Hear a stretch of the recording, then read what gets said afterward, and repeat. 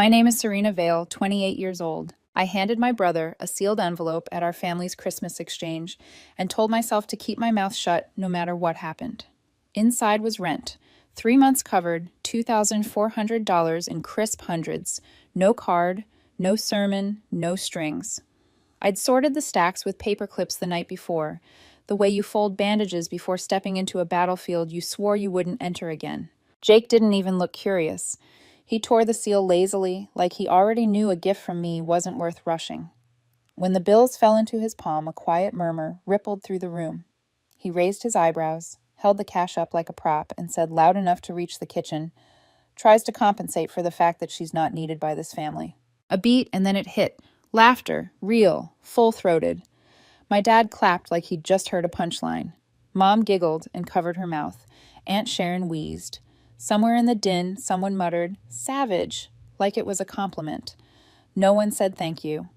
Not even a "this helps." It was as if $2,400 simply grew on the family tree, ripe for picking. I stood there with an empty mug of cold coffee thinking, this is what I get for trying to make everyone's mess look tidy. Jake let the envelope dangle from his fingers. I reached out, slipped it cleanly from his hand, and tucked it into my coat pocket. "Useful to know," I said. Silence collapsed the room. Plates stopped clinking. A candy cane slid off a paper napkin and tapped the hardwood. I didn't raise my voice. I didn't flinch. I just pulled on my jacket. "Serena, don't," Mom said first, her hostess smile cracking. "It was a joke." "Come on," Dad added, already annoyed that the party rhythm had been broken. "He didn't mean anything. Sit down, eat." Aunts chimed in like backup singers. "Let's not ruin Christmas." "You're taking this the wrong way. You know how your brother is." "I do," I said, slipping my scarf around my neck. "That's the problem."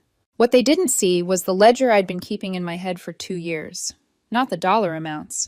Those were forgettable to everyone but me. But the shape of it, the late-night transfers to cover their rent, the surprise utility bills, the temporary help that calcified into expectation.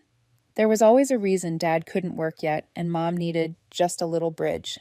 Jake, at 23, sleeping, gaming, calling himself a late bloomer while I paid off his bounce checks and learned more about his bank fees than his resume. I thought about Adam, my boyfriend, and how he'd left yesterday for Vermont to be with his family.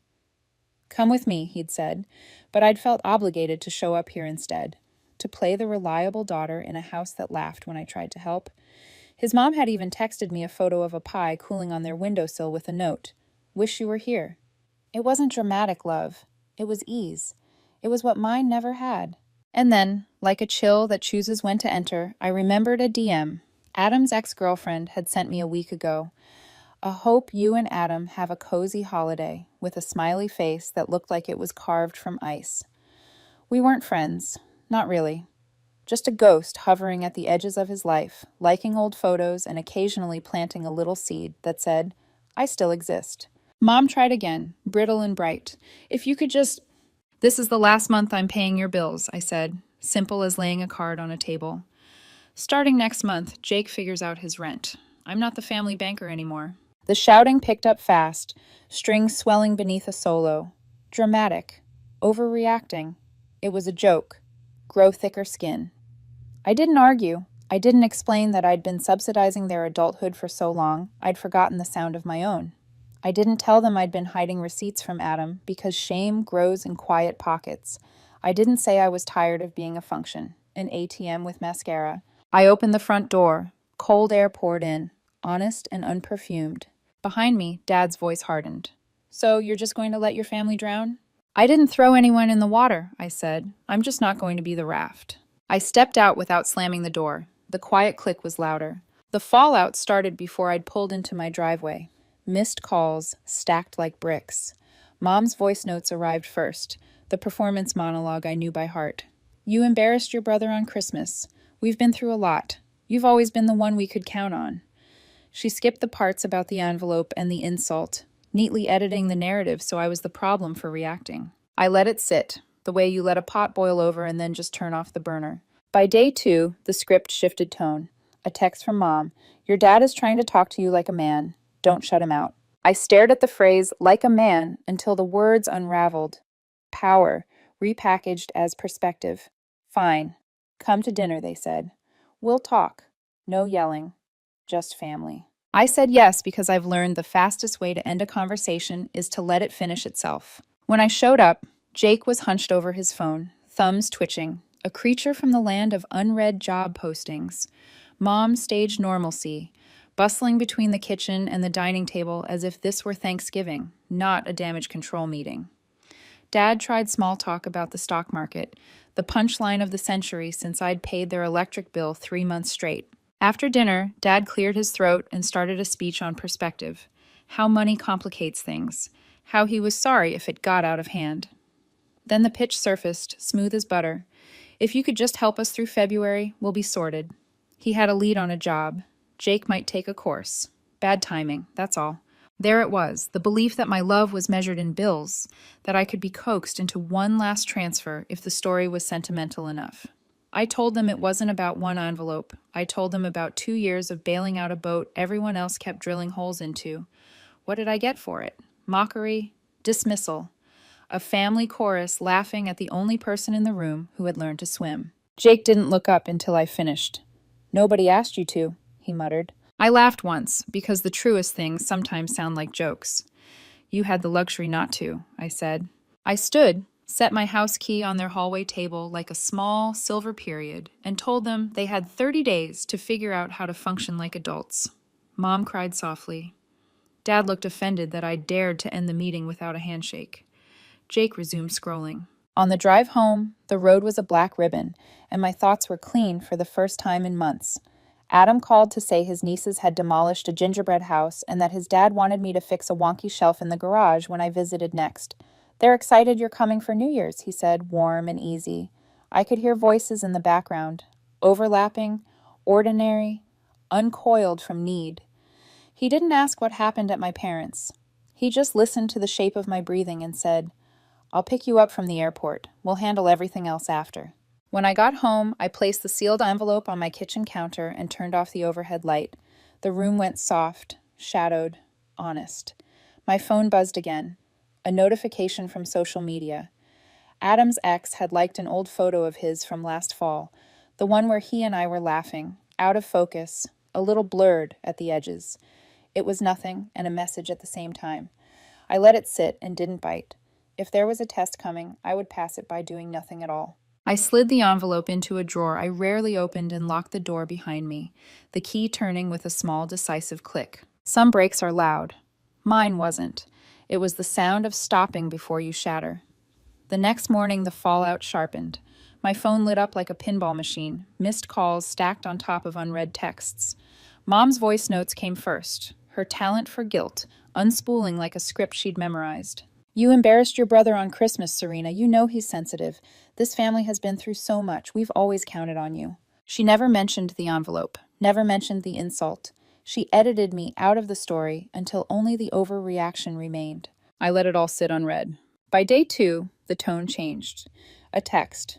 Your dad is trying to talk to you like a man. Don't shut him out. Like a man, as if that was the currency of legitimacy. I stared at the words until they blurred, then typed back, Fine. Dinner. One time. When I walked into the house that night, everything looked staged. The table was set too carefully. The roast smelled too perfect. Jake slumped at the end of the couch, eyes on his phone, posture radiating indifference. Mom scurried between the kitchen and the dining table, trying too hard to conjure normal. Dad attempted small talk about the stock market, which landed like a bad joke, considering I'd paid their electric bill for 3 months straight. Dinner passed in a blur of forced clinks and lukewarm conversation until Dad cleared his throat. His speech started with the word perspective, a word people use when they want to disguise excuses as wisdom. Money complicates things, he said. Maybe it got out of hand the other night. We're sorry if it did, but it's just timing, Serena. If you could help us through February, we'll have things sorted. I've got a lead on a job. Jake's thinking of taking a course. It wasn't an apology, it was a pitch. I put my fork down. This isn't about one envelope. It's about 2 years of covering rent, groceries, utilities, fixing your car, paying off Jake's overdrafts. And what did I get for it? Laughter. Dismissal. You treated me like a walking ATM. Jake finally looked up, smirk tugging at his lip. Nobody asked you to. A laugh broke from my chest before I could stop it.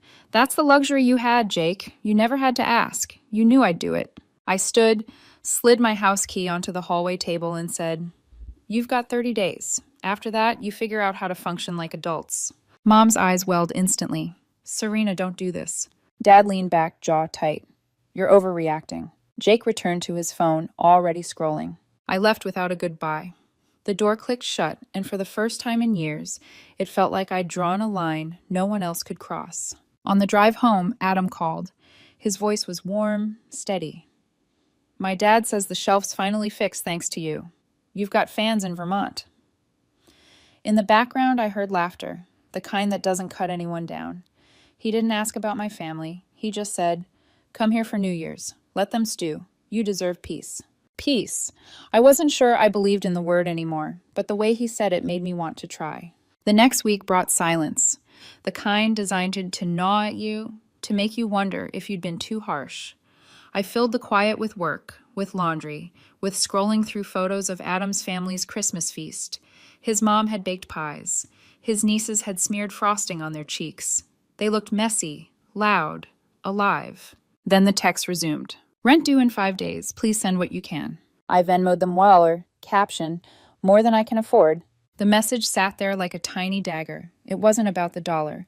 It was about telling them the bank was closed. Days later, I found myself at Adam's apartment. His mom had called asking if I wanted to come for dinner. I went, mostly because the walls of my own place felt too tight. Adam's dad had me help in the garage first, tightening screws on a workbench.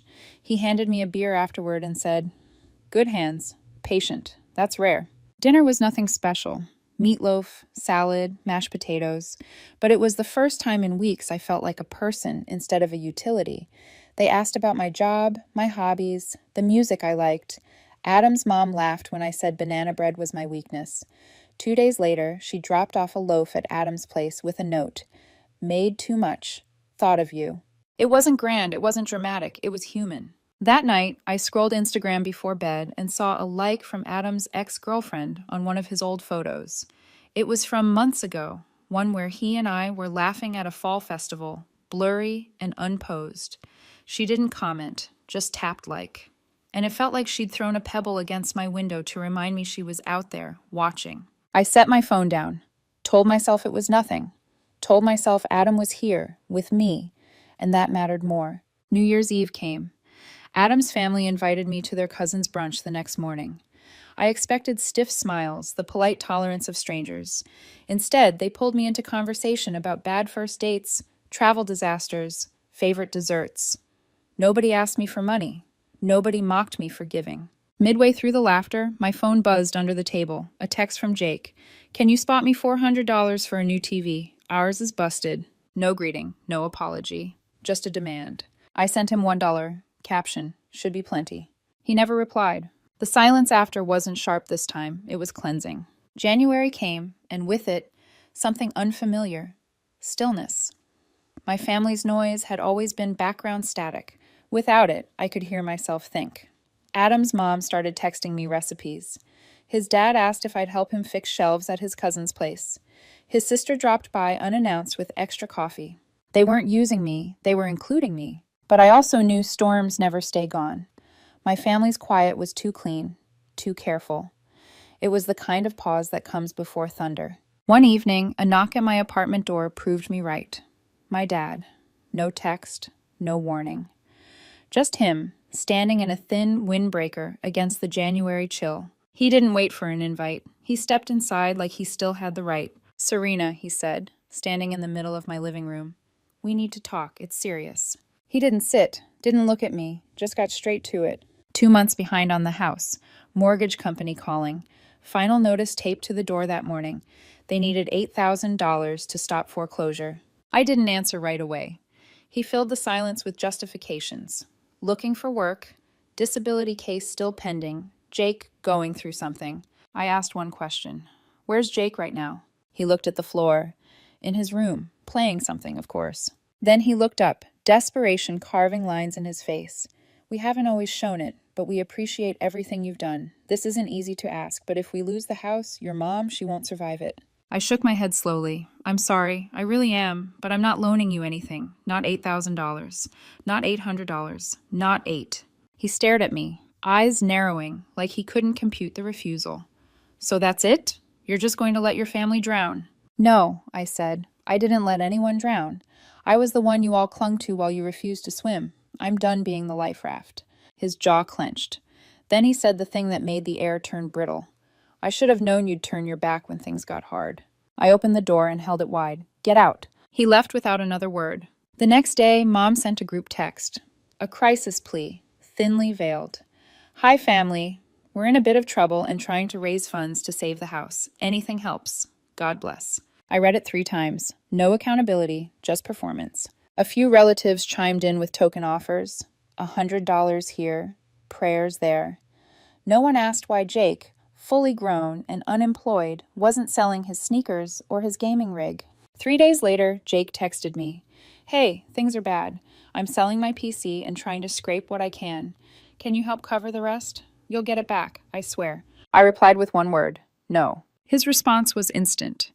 So you're really going to let us lose the house? Wow. I put the phone down without typing another letter. That weekend, Adam's cousin invited us to a birthday dinner. His family welcomed me with smiles, cake, and casual warmth. No one asked what I could provide. They just pulled out a chair. That was when I felt it, the tectonic shift between where I came from and where I was headed. By the end of January, I thought maybe the storm had passed. The mortgage plea had come and gone. Jake's "wow" text still sat in my phone, unanswered. My parents hadn't called again. The quiet was almost suspicious.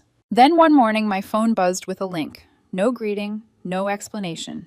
Just a GoFundMe page. The title, Help Us Save Our Home. The photo, the house I grew up in, its shutters faded, the porch sagging. Goal, $8,000. The description read, Unexpected hardship has left our family in crisis. Any amount helps. Please help us keep our home. There was no mention of Jake, no mention of years of mismanagement, no mention of me. I clicked donate, typed in $1, and hit send. Anonymous. No note. It was the cleanest no I'd ever given. For days after, I checked the page occasionally. Donations trickled in. $50 from an aunt, $25 from a neighbor, a few comments that read, praying for your family, or hope you get through this. The total crawled towards $740 before stalling. I stopped checking. Instead, I leaned into the life that was quietly unfolding elsewhere. Adam's family kept pulling me in, slowly, without fanfare. His dad invited me over to help with a new workbench. His mom texted, bring Serena to Sunday dinner, as if I'd always been on the guest list. His little cousin asked if I'd teach him how to drive stick shift come summer. They didn't treat me like an outsider. They didn't make me prove my worth in cash. They just included me. It felt disorienting at first, like walking on stable ground after years at sea. But my old life wasn't finished clawing at the edges. Jake texted me one night with a screenshot of a flat-screen TV. Price, $399.99. His caption, you could help. $400 isn't much for you. I didn't sigh. I didn't feel anger. I just sent $1. Caption, still too much. He never replied. The silence after wasn't cruel. It was clarifying. Meanwhile, Adam's cousin Brian pulled me aside at a family cookout. We were standing by the grill, smoke curling into the winter air. I heard you've got IT and project management experience, Veg, he said. My firm's looking for someone dependable. Less travel, better pay. Interested? I blinked. I didn't know I was on anyone's radar. He shrugged. People remember how you make them feel. That counts more than resumes. We talked for an hour. By the end, I had a tentative offer. That night, I sat on Adam's couch staring at nothing. When I finally told him, he grinned and kissed the top of my head. Told you they'd like you. It should have felt like victory. Instead, it felt like theft, like I was taking something that wasn't meant for me, a family that wasn't mine, a chance handed over beers. I was still untangling that guilt when the ex-girlfriend slipped back into the picture. Her name was Marissa, pretty, sharp, the kind of woman who curated her life online like a storefront. She dated Adam years ago, but she never really left the background. A like here, a comment there. That week, she posted a photo of herself at the very lake house Adam's family owned. Caption, best memories made here. The comments poured in.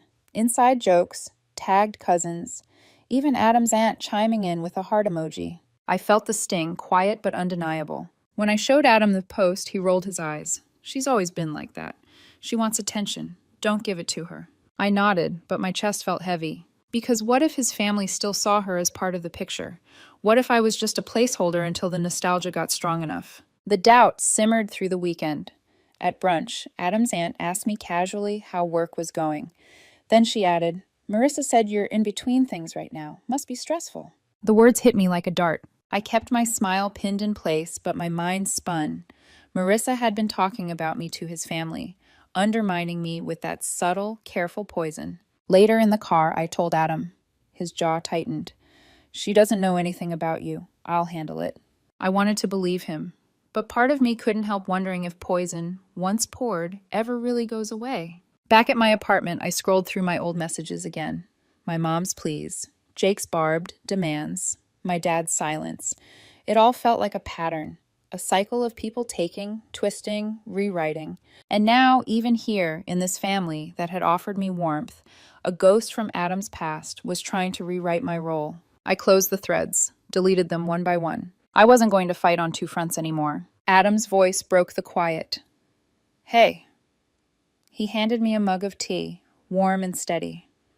"We're building something here. Don't let her pull you back into what you left." I nodded, holding the mug until the heat seeped into my fingers. The truth was, I didn't want to be the raft anymore. Not for my family, not for ghosts. If they wanted to drown, if she wanted to stir the water, I was done jumping in. Still, I couldn't shake the unease. Because storms never announce themselves.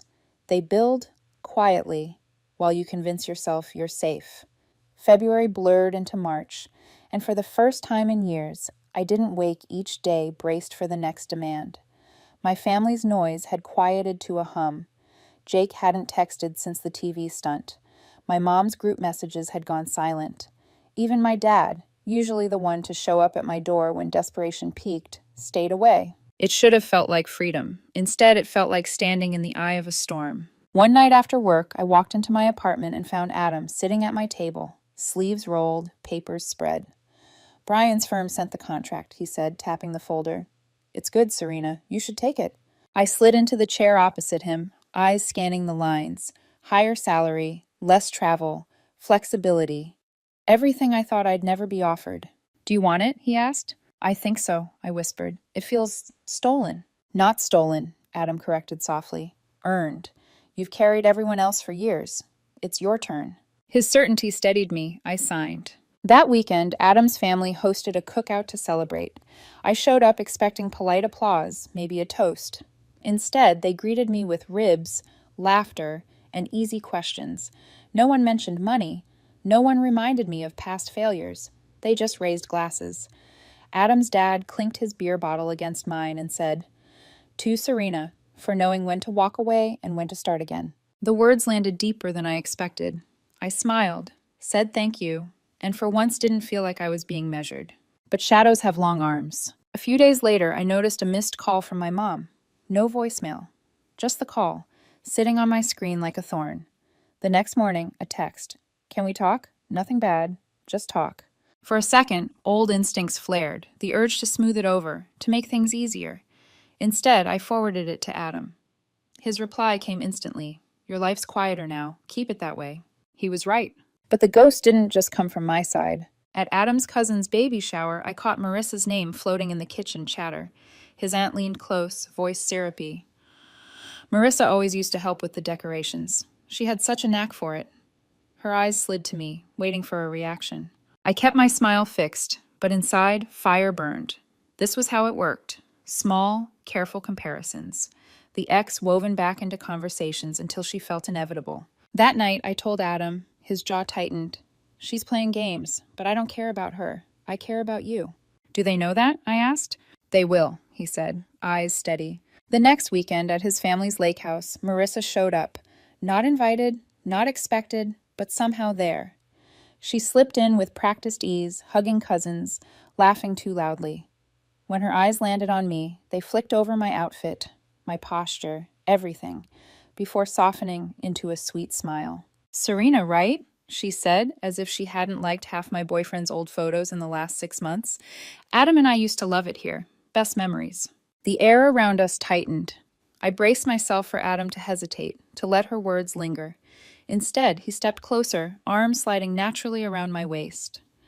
That's in the past, he said evenly. Serena's part of my present and my future. Marissa's smile faltered, just for a second. Then she excused herself, retreating toward the fire pit. My lungs filled again. Later, as we walked by the dock, Adam squeezed my hand. You see, ghosts only have power if you let them. She can haunt the edges all she wants. I'm not opening the door. For the first time, I believed him. Meanwhile, my parents made one last play. Early March, a message pinged, a photo of the house with a caption. We're losing it. This is your last chance to help. I stared at it, then I typed, no, sent it, deleted the thread. 2 days later, Jake texted from a new number. You're really just going to let us fall apart? I didn't reply. The silence after wasn't heavy anymore. It was relief. Spring came slowly.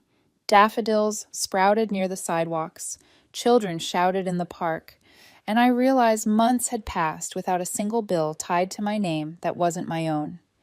Adam's family invited me everywhere. Cookouts, birthdays, lazy Sundays. His mom asked me to help with baby shower errands. His dad asked my opinion on a new set of tools. They didn't see me as a paycheck or a placeholder. They saw me. One afternoon, after a casual Sunday lunch, Adam's mom handed me a small box. We found this cleaning the attic. Thought you should have it. Inside was a Polaroid. Me and Adam at Thanksgiving months ago. I was mid-bite, laughing, messy. Adam was pointing at something off camera, his eyes crinkled.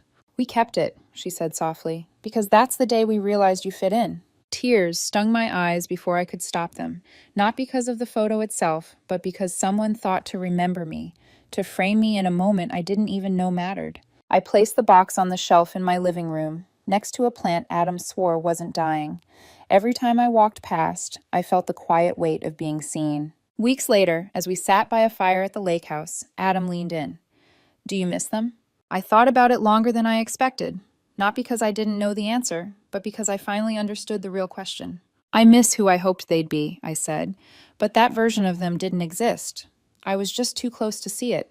He nodded once. Good. That night, when he drifted off beside me, I scrolled through my phone one last time. Old texts, old pleas, old poison. Then I hit delete. Every number, every thread, gone. There's a line you cross when you stop explaining yourself. When you stop waiting for someone else to change, when you realize you already have. I wasn't running anymore. I wasn't hoping. I was free. And for the first time, that was enough.